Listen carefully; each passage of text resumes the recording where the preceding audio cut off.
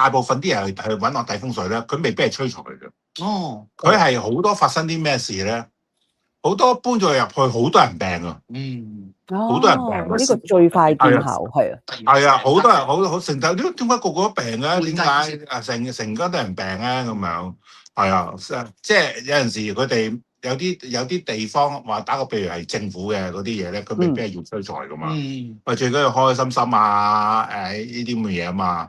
即係冇乜意外啊，咁就係其實有好多嘅無謂嘅殺氣啊，唔知啊，即係咁其中之一咧就係出邊有動土啊呢啲咁嘅殺氣啦，有可能咧係啲入邊嘅女性會較容易多病嘅，咁原來女性嘅多病嘅原因係睇下有一樣嘢咧，即係話原來住緊個地方翻工嗰個咧容易多病係點解咧？第一去睇翻係乜嘢咧？佢住佢做嗰間公司嗰個等大廈係咪好高？好高嘅話就係陽氣好盛啊，陽氣好盛。好，第二啲女性係咪坐近窗口？因為坐近窗口亦係陽氣太盛嘅。咁原來女人咧，其實咧，如果係高層咧，再加陽氣嘅話咧，就係容易，因為女性係屬陰嘅。如果陽氣太盛嘅話，就係好容易病嘅，好容易開刀啊，好容易做手術嘅。第三，出邊嗰度啦。有冇動土煞氣啦？即係原來嘅隔離有一個單位啊，有動土煞氣嘅。即係有好得意嘅。佢哋通常咧係乜嘢？有棟大廈咧，有棟大廈咧，跟住之後隔離咧，我成日做個預言嘅。喂，嗰度大廈咧，嚟緊動土喎。咁啊，未到你哋病，因為而家咧就係你哋未到一個同一個 level。原來佢個動土慢慢起到同一個 level 啦。嗰層嘅人咧就會全部一齊近嗰個窗口嗰啲就全部開始病嘅，第一行病，跟住第二行病，咁樣嗰個煞氣就咁樣滲入去嘅。尤其是如果出邊動土嘅嘢，原來就係二黑啊、星啊、五黃病星啊，或者太歲、犯太歲嘅嘢嘅話咧，咁就係會特定咗入邊邊啲生肖、邊個五行嘅人。或者係啦，會發生啲咩事啦？即係原來犯太歲全部就係整親手腳嘅本身，就係有呢啲咁嘅特色喺度嘅本身啊。即係犯太歲嗰個人，佢即係喺嗰個室內啊，即係頭先係講緊動土去到同 level，而嗰個方向喺你個 office 嗰度度出去嗰個方向，咁啱就係嗰年嘅五黃二黑或者太歲嘅方向嘅話，咁喺室內咧就邊個有事咧？就會係犯太歲嗰啲嘅生肖會有事。而家五黃就唔關犯太歲嘅，而家五黃嘅話就係大部分嘅人都會有事嘅。咁再加在入邊嗰條數咯，嗰條數有可能嗰個薪金啊，或者某一啲嘢會病嘅。即係打比原來今年今年嚟啊，又係太歲位，又係五黃。今年係乾嘅嚇本身。乾嘅西北方嘅，咁有第二啲生肖啊，或者唔係屬金嗰啲都係會病嘅咁樣睇。頭先講過女性啊，女性就係近窗嗰啲陽氣太盛嘅。尤其是係乜嘢咧？好多係西邊有隻窗嘅，個個都病嘅。因為咧高層咧太陽落山咧，間房咧去到西斜咧熱到不得了啦，跟住佢入邊啲溫度啦，佢其實就係相對嚟講，佢哋一定會好開大冷氣嘅。開大冷氣咧，出邊又好熱，入邊又好大冷氣，啲風周圍吹。最抵死仲要係乜嘢？啲冷氣咧啱啱喺頭下底係咁吹埋嚟，跟住之後個個都頭痛嘅。好多人咧就係坐喺氣口都係病嘅。我入到去，你係咪病？佢咪病，個個都係病嘅，即係坐喺氣口。但係咧，我哋通常咧就係以女性容易身體會較容易病多啲嘅本身。咁我哋會睇翻咧，即係如果佢真係近窗啊嗰啲咧，陽氣太盛嘅話咧，就係睇下冇得調位咯。如果冇得調位嘅話，就係喺近窗口嗰度咧種多啲植物咯。即係佢係啱啱隔離窗嘅話，種嗰啲水種富貴竹啊，種啲植物啦，攞啲木啊，或者有啲植物啊，去擋緊啲陽氣啊。咁有可能佢哋可以落窗簾，我唔知俾唔俾落啦。即係有陣時俾不落噶嘛，俾落窗簾就落啲窗簾啦，就減低陽氣啦。男人就就頂得住嘅啲陽氣，唔係好擔心嘅。即係女人通常就頂唔住啲陽氣嘅。因為好多時啲高層都會安排窗口位噶嘛，咁即係可能中招機會。高層啊，多數高層俾佢落搭晒㗎嘛。佢仲要高層自己有間房㗎嘛。係咁攞個單。高層有間房，同埋咧，我睇好多嘅高層嗰啲房係乜嘢咧？因為佢哋有時啲外國人咧，佢最中意係乜嘢咧？佢最中意望住個景嘅。跟住之後咧，係啦，跟住咧就望住個景啊，好似好大啊，咁望住個景，跟住之後佢就會背住乜嘢咧？背住自己間房嘅個門口嘅。哦。佢就因為咁背住啊嘛，咁佢就捧一捧牆就哇望住一片海景啊，好似好靚。係。好多都係咁樣㗎，背住自己嗰個 office 㗎。係咯，應該執住佢個。佢唔係㗎，佢有啲 L 型兩個窗嘛。佢咁樣，佢就覺得咁樣好大㗎嘛。一個大海景咧，代表咧好容易咧就要飛㗎啦，同埋好容易離開嗰個崗位。崗位添啊！哇！係啊，你背住個門口嘛，背住入口嘅氣啊嘛，跟住你望住出邊咁遠嘅嘢啊嘛。望住出邊嘅遠係代表離開咁解啊嘛，即係如果佢一望無際嘅話，即係佢會即係成日飛啊，走到好遠嘅嘢噶嘛，即係我哋要望住個景，我哋要有攔住個水啊嘛，即係我哋呢個景咪有攔住兩層水咯。嗰個叫咩啊？係下邊嗰個避風塘有一個水攔住咗啦，再出邊個水，跟住之後有個山攔住咗噶嘛。係啊。咁其實我哋話呢度有兩疊水啊嘛，咁其實係攔住咗。如果冇咗嗰個山嘅話，呢個水就一望無際係唔好㗎。哦，記得。好啦，兜住㗎。係啊，係要兜住㗎。一望無際嘅水係代表有去冇回㗎，要攬住個水嘅，要橫抱住㗎本身。師傅頭先你講咧，如果有呢啲狀況咧，可以喺個 office 播個植物咧，係咪植物都有選擇？因為有時你知好多打工仔又好，高層都好啦嚇，你擺咩植物，咁可能公司都有啲嘢講噶嘛，即係你可能你嘴仲會惹蚊啊成。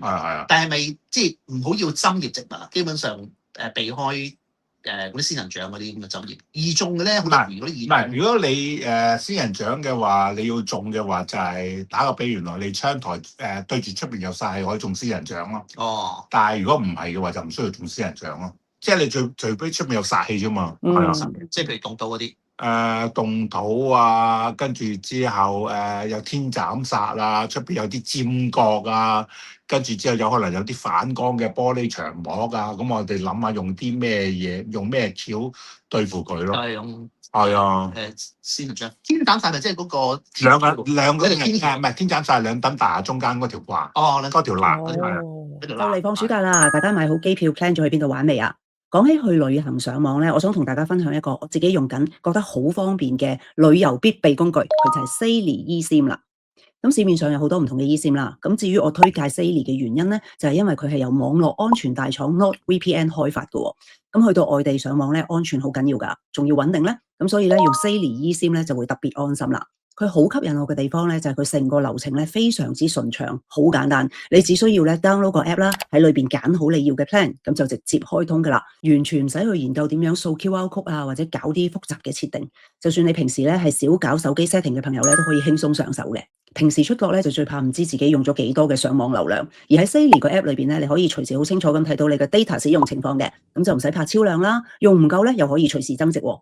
佢覆蓋全球超過200個地區，如果你買咗你部手機唔啱用，佢哋咧都提供30日嘅免費退款，係非常安心噶。而家點擊我資訊欄裏邊嘅專屬連結，或者喺結賬嘅時候咧輸入我哋嘅指天超優惠碼 G10，咁咧就可以享有專屬嘅8.5折優惠噶啦。如果你嚟緊都出國玩，想揾一個方便、簡單又可靠嘅上網方法咧，強烈推薦大家出發前 download Saily eSIM，真係會令你嘅旅程輕鬆好多噶。即係職業咧，其實都要分陰陽。哇，呢個重要喎。陰陽嘅話就係我哋話你哋要即係做嘢精精神神嘅話，通常大部分嘅公司都係要歌晚噶嘛。但係如果過分歌晚嘅話，會發生係乜嘢咧？是非口鬥嘅。即係打個比喻就係頭先講過啦，佢東面有個大窗嘅，即係西面有個大窗嘅，咁近窗嗰啲就會過分收到好多陽氣。即係佢覺得大廈好高嘅話，咪陽氣之中嘅陽氣咯。個性。係啦，如果佢喺中層或者低低地嘅話，就唔係好驚嘅。所以咧，你要睇翻咧嗰等大廈咧，即係如果好似我而家望住嗰個咩 IFC 好單棟式嘅話咧，佢最高嗰啲咧，其實係陽氣最勁嘅陽氣啊嘛。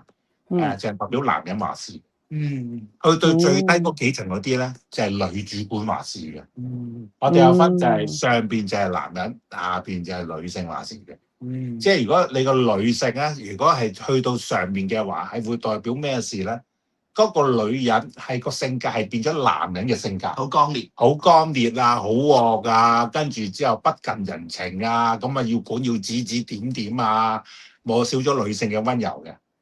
咁但係咧，如果咧佢嗰個男人咧去到低層咧做主管嘅話咧，就好好先生啊，林治子啊，就係咁樣嘅。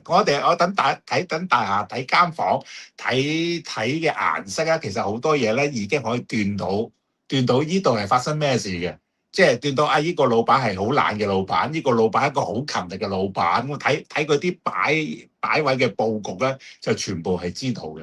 咁即係嗰個人都會受環境影響咯喎，即係佢本身有性格㗎嘛。一定本身有性格，但係好奇怪嘅，佢嘅性格咧，嗰個人性格咧，去到嗰個位咧，哎呀好舒服啊，好舒服啊，就係想懶。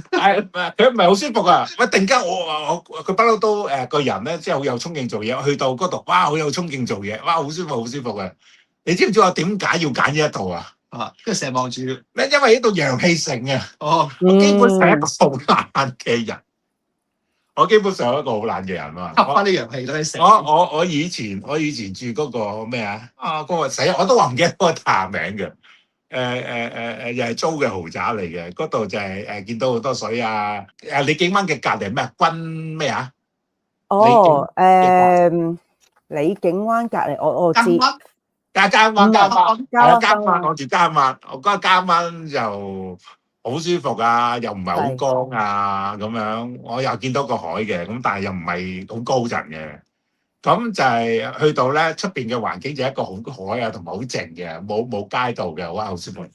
咁你會去到嗰度咧最好係乜嘢咧？咁開個電視，整杯咖啡或者嗰個凍奶茶，跟住睇下劇集，唔想翻工。跟住我助手，搬啦，咁第一跟住之後後尾搬到嚟呢度。咁啊近公司啦，近公司啦。第二日你見到下邊係咪歌舞升平啊？佢都成日上個禮拜佛誕個喺度唱歌喎。因為咧，你睇到嘅環境咧，即係打個比喻，你走咗去淺水灣啊，走咗去深灣啊嗰啲咧，叫做退休水啊嘛。啲嘢好茂靜啊，你好想退休啊。咁亦都係啦，你都有揾到好多錢，你退休陣時先住到深灣啊嗰啲地方啦，嗰啲即係嗰啲即係年過60幾嗰啲已經係好乸有錢嗰啲人先係住嗰度啊嘛。我啲雖然有咁嘅年紀，仲未乸有錢都要做嘢噶嘛。我係迫於無奈就要見嗰啲街道啊，有陽氣嘅氣息啊，有好多人啊。我哋係維多利亞公園嘅話，仲要係乜嘢啊？得閒啊，做下年宵啊，跟住販賣嘅嘢啊，掛住揾錢啊。咁你又話呢個世界仲有個人，個個都係掛住揾錢，點解我都要積極向上？點解你咁勤力啊？唔好意思，喂，唔好意思嘛，冇3000，就係咁嘅原因啫嘛。原來喂，你忘記嘢會潛移默化咗噶嘛？我要做嘢，我要努力，我做埋退休。你諗下，如果我突然間住咗間屋，哇，好舒服嘅，好暗嘅，跟住之後去到跟住之後播緊音樂嘅唔嘈吵嘅，好寧靜嘅話，嗰個就係你開始係養生啊退休嘅生活啦。所以你就要睇翻你出邊嘅環境係對你一個有咩嘅影響啊，即係令到你想向邊邊嘅趨勢嘅。打個比喻，喂，原來你不嬲嘅，都係好懶啊，好 hea 啊，跟住之後冇乜動力啊。原來你住埋低層啊，喺外國嗰啲最衰，住埋 basement 添啊，係咪先啦？係啊，嗰啲係隨時係乜嘢？隨時係抑鬱症咯，跟住歸人咯，唔做嘢咯，嗰啲係好大件事㗎。一到落雨啊，走去喊啦，好慘啊，冇人理我啊，個人好孤獨，好寂寞啊。所以係所有嘅顏色啊、光線啊、聲音啊、望到嘅嗰個視覺啊，都係會影響到你嘅入邊嘅諗法噶嘛。即係你嘅潛意識嘅意識嘅嘢係會影響到你噶嘛。明白未啊？你見到嘅經歷嘅嘢。即係打個比喻，喂，啲人話點解你唔可以擺啲獅子啊、老虎？因為你潛意識佢係一個攻擊性嘅嘢，你會經歷噶嘛，你會逃避噶嘛。所以你擺啲嘢要擺啲舒舒服服啊，令到你開心啊，茫然有多巴胺啊，呢啲咁嘅嘢噶嘛。所以我哋話，我點解擺咁多公仔，令到我舒舒服服好開心啊，令到我有情緒價值啊，咁樣呢啲咁嘅咪得㗎咯。本身原來你去到一個人屋企，你見到佢擺啲嘢，已經估到佢一個係知識型啊，佢一個運動型啊，佢一個係好斯文啊，原來一個食神啊，一望啲嘢已經知道㗎啦。即係佢間屋夠唔夠光啊？佢個人嘅諗法啊，咁我哋要幫佢清除某一啲嘅垃圾啊，即係話唔得嘅喎，即係呢啲咁嘅嘢會令到有負面嘅，有啲嘢擺好多神佛都冇問題，即係有個宗教都冇問題。如果係某一啲嘅神佛係，即係包括有啲啊應該係擺出邊，佢就擺咗入邊啊；有啲唔應該擺出邊，佢又擺咗喺出邊啊。咁就係裏外嘅問題嚟嘅。所以就係我哋話風水就係某一部分咧係數學嚟嘅。即係我哋有幾派咁樣，一個叫理氣派就係計 math 嘅，計數嘅；一個叫孌頭派，睇外在嘅環境嘅嘢，令到你自己嘅感受喺度嘅。喂，所以啲人話我哋話新年寫揮春啊，寫啲嘢，哇，步步高升啊，生意興隆啊，跟住之後天兵發財，有冇用啊？有，為呢個自我嘅意識嘅催眠啊，令到我自己有進步啊嘛。唔通佢寫咩喊苦喊忽咁黐喺度咩？啱啱先係咪啊？喂，我都寫傾家蕩產，傾家蕩產㗎嘛。喂，你啲，喂，我都寫乜嘢贏到開行啊？見唔見到啊？贏到開行，見到喎。係啊，我都寫贏到開行啦。我都會寫一個先。最高添嗰度。仲有一個天命最高啦。天命最高。係啊，我啲揮春啦，天命最高。人哋幫我知，贏得開我就自己知。